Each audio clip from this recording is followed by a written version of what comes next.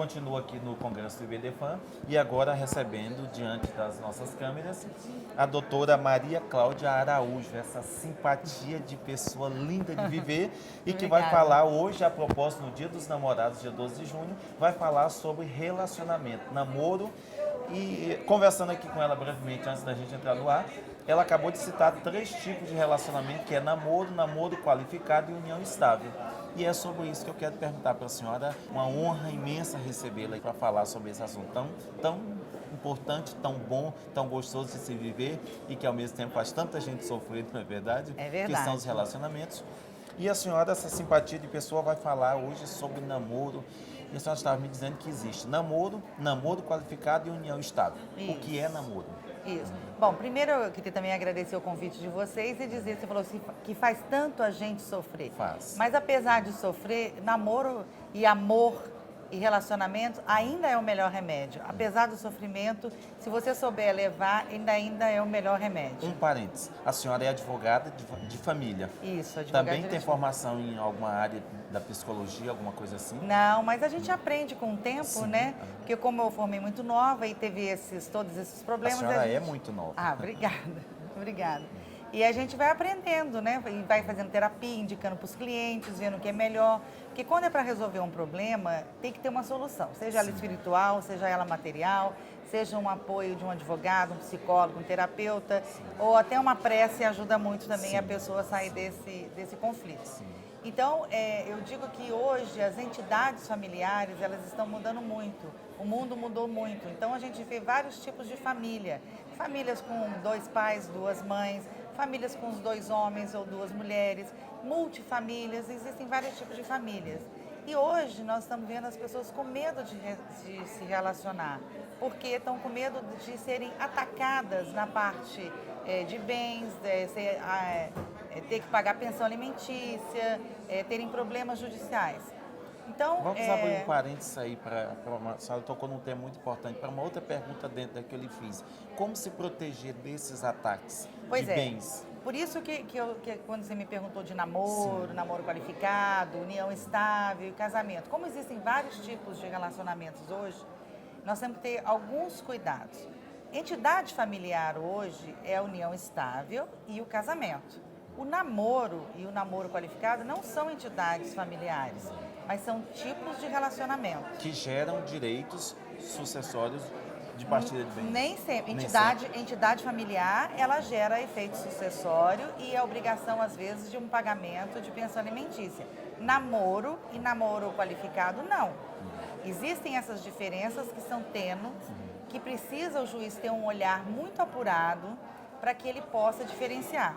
Porque hoje a gente sabe que os namoros são muito avançados, não é igual antigamente, que era só encontrar de vez em quando. O namorado dorme na casa da namorada. Hoje é namoridos. Às vezes são namoridos, às vezes não tem aquela obrigação de fidelidade, é um relacionamento aberto, não tem aquela mútua obrigação de apoio moral, de apoio financeiro. Então, essas coisas é que fazem a diferença do namoro qualificado e uma união estável, e que as pessoas confundem. Então, a gente pode ser assim, uma maneira simples para o leigo entender que o namoro é mais ou menos um ficar. Sim. Que não tem um compromisso, que você um dia está com a pessoa, outro dia não está, não tem aquela fidelidade, não tem aquela coisa de toda hora. Sim. Uma coisa aberta. O namoro qualificado já é um pouco mais diferente. Pode até se morar junto, ou eventualmente dormir junto, ou você estar com a pessoa durante um tempo. Mas o que interessa e que tem diferença entre o namoro qualificado e a união estável é o que você quer. É construir uma família? Se você está ali para constituir uma família futura, não é presente, estou falando futura, você vai ter aqueles trâmites, namoro, noivado, união estável, casamento. Se você já está morando junto com aquela pessoa, está vivendo debaixo do mesmo teto e se considera casado, espiritualmente e de fato casado, que eu digo, compartilhando a vida, tendo um relacionamento de assistência recíproca e de assistência material, muitas vezes, aí é uma união estável. Aí você fala assim, mesmo que isso não tenha nenhum documento. Mesmo que não tenha nenhum documento. Esses documentos... A partir de quanto tempo? Não existe tempo, não precisa estar morando na mesma casa. O magistrado vai ter que fazer na instrução processual um levantamento, as partes vão ter que provar. Eles estão vivendo juntos, se tem filhos, às vezes tem filhos. Às vezes você tem filho com uma pessoa e não tem união E estável. o que eles conceberam em termos de bens, de patrimônio, durante essa união estável, é passível de Pois é, então isso que eu sucessão estou te dizendo. divisória? As consequências, os efeitos das diferenças que você tem que provar de um namoro qualificado e de uma união estável, elas são muito grandes. Um namoro qualificado, você não tem direito de pedir pensão alimentícia para o seu namorado. Você não tem direito de pedir que seja partilhado um patrimônio que foi adquirido durante o seu namoro. Se ele morrer, você não tem direito à herança. Então, essas são as diferenças. Agora, numa união estável, tal qual o casamento, que eles são equiparados a entidades familiares, aí é diferente. Aí você tem direito a pedir pensão alimentícia, se você precisar, ou ele pedir também, tanto faz, quem precisar. Tem direito à parte de sucessão. Se a pessoa morrer, você também tem direito a pleitear na partilha alguns bens, alguma coisa que foi adquirida. E no durante caso, o tempo em que estavam juntos. Sim. E também, se vocês separarem, que seria a partilha do patrimônio adquirido durante a constância da união estável. Da união no estável. namoro, não. Então, são essas diferenças que são brutais. Mas, então, tem que ter uma instrução processual bem delimitada, provando o que foi, quanto tempo ficaram, o que foi adquirido, se foi esforço comum, se não foi esforço comum, qual era a intenção de ter uma família, de não ter uma família. Esforço comum podemos definir como aquilo que os dois militaram, lutaram juntos e conquistaram juntos. Isso, conquistaram juntos. Esse esforço comum não quer dizer que você deu R$1.000, eu dei R$1.000. Que você deu R$10.000, eu dei R$100. Esse esforço comum, a gente sabe também que o apoio moral é muito importante. Então, você vai trabalhar, você vai oferir rendimentos para comprar um patrimônio, e eu vou ficar cuidando da casa, vou cuidar da sua vida, cuidar das suas coisas, até cuidar de um filho. Eu estou contribuindo também. Sim. Não é que eu tenha que contribuir com o mesmo valor financeiro que você. Sim. Mas existe uma participação do casal. Muito interessante. Hoje, a propósito do Dia dos Namorados, ainda existe muito conflito nessa área. Eu conheço pessoas que dizem assim, eu não me relaciono porque acho que todo mundo está interessado só no que eu tenho. Há uma dificuldade muito grande exatamente por esses conflitos. O medo, o temor do ataque aos bens, a essa divisão sucessória depois do relacionamento. Que conselho a senhora, como advogada e como conselheira, que é quase uma psicóloga de tanto lidar com famílias, a senhora daria para as pessoas, em termos de serem prudentes, será que conselho a senhora daria para quem está se relacionando, para se precaver desses possíveis ataques? Olha, primeiro eu tenho que falar que as pessoas não podem ser covardes. Porque deixar de viver um amor é covardia. Eu já ia lhe perguntar, o que seria Isso covardia nesse isso caso? É covardia. Aham. Deixar de viver um amor. Eu citei uma frase há muitos anos atrás de mim mesmo e eu já paguei muito caro por essa frase, porque um dia eu disse assim, eu prefiro sofrer o desgosto da traição a não me dar o gosto de amar. E já paguei muito por isso. Isso é covardia. E quem passar por essa vida sem ter um amor, eu acho que é uma pessoa Por isso que não que eu viveu digo, eu tudo. prefiro sofrer o desgosto de ser traído a não viver o gosto de amar. Então, E amar é uma porque coisa não amar também é muito covardia. importante. Amar não é simplesmente um sentimento. Amar é uma decisão. Você tem que decidir. Eu vou amar. Concordo. Vai amar outra pessoa com todas as qualidades, com todos os Amar, defeitos. ser feliz é uma decisão. Ser feliz. Mas é lógico que a gente não está livre de dissabores nessa vida. Sim. Então a gente tem que se precaver. E tem várias maneiras que você pode fazer. Hoje em dia tem contrato de namoro, tem pacto antinupcial, se você tem uma união estável com uma pessoa e depois vai casar. Tem o regime de casamento que você vai escolher, tem tudo isso. Como que uma pessoa procede?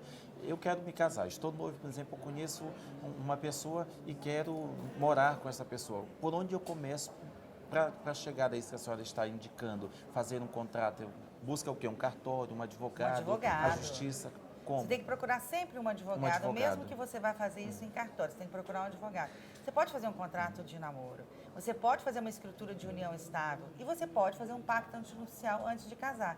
A diferença é que a escritura de união estável, eu vou colocar tudo que eu quiser ali dentro, nada que seja ilegal, lógico. Sim. E eu faço essa escritura em cartório e aquilo é um documento que eu vou ter o resto da vida enquanto eu estiver com a pessoa, vivendo em união estável. O pacto antinupcial, ele é feito antes de casar, se a pessoa tem intenção de casar. É um documento que vai dizer qual é o regime de casamento que eu vou ter e ele só vai ter validade se eu me casar. Se eu não me casar, aquilo também não vale nada. Porque é um documento que diz antes do casamento, antinupcial. Então, ele vai ter validade depois do casamento. E o contrato de namoro, eu posso colocar algumas regras também. Então, você faz um contrato de namoro e registra também em cartório com 2 testemunhas, ou você faz particular e depois registra esse documento. Tudo pode ser feito. Mas o maior, eu acho, documento que você tem é o compromisso que as partes elas têm. Entre si. Porque às vezes você coloca alguma coisa no papel que nem dá para executar, não dá muito para questionar. Mas o efeito moral daquilo ali é tão grande que demonstra a real intenção da pessoa em estar com você simplesmente pelo fato de gostar de você, simplesmente pelo amor. Porque deveria ser sempre imperativo. Deveria ser, mas infelizmente não é. Não é assim.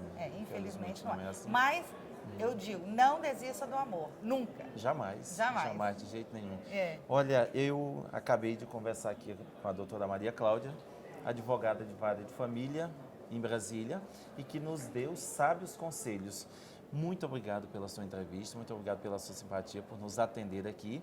Antes de encerrar, eu gostaria de fazer uma pergunta ainda. Qual a importância que a senhora dá a um evento como esse que está acontecendo aqui em Brasília, que é o Congresso do IBDFAM, Instituto Brasileiro de Família? A importância disso para as pessoas comuns participarem e tomarem conhecimento. Olha, eu sou membro do IBDFAM há muitos anos e tenho só a agradecer ao IBDFAM, porque o direito de família é o direito que mais muda, que mais evolui no nosso país. Porque o mundo está mudando muito, as famílias estão mudando, as crianças estão mudando, tudo está correndo muito rápido.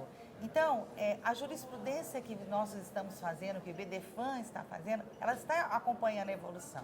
Um evento como esse, brilhantemente organizado pelo pessoal aqui de Pela Brasília. doutora Ana Lousada, Pela doutora Liliana Marques e a Suzana. Maravilhoso. Meu Deus, muito bom. Muito bom. Nós temos a oportunidade de trocar o quê? Experiências, saber colocar um pouquinho de ideias novas, levar isso para os congressistas, já vieram políticos aqui, para eles verem que nós estamos aqui, não é só como operadores do direito, nós somos seres humanos que estamos recebendo a carga da sociedade, que nos procura. Ninguém vai procurar um advogado de família feliz da vida, ele sempre tem um problema, ele sempre quer tentar solucionar aquele problema. Então, nós temos uma obrigação e nós temos uma responsabilidade muito grande. O IBDFAM é um órgão muito importante, é um instituto muito importante, que ele recebe todos os problemas e ele tenta solucionar os anseios da sociedade. Então, isso vai refletir para todo mundo. Agradeço imensamente por essa entrevista, pelos seus conselhos, pela sua simpatia. Feliz Dia dos Namorados. Eu sei que a senhora está indo agora para outra TV, para a TV Justiça também, falar sobre namoro. Muito obrigado pelo seu tempo. Mas à noite vamos comemorar o Dia Internacional, né? Dos namorados, isso, não é? Isso. Felicidades eternas, que você seja uma eterna namorada e que tenha um eterno namorado também sempre Muito do seu lado. obrigada. Muito obrigado, doutora Ana Cláudia.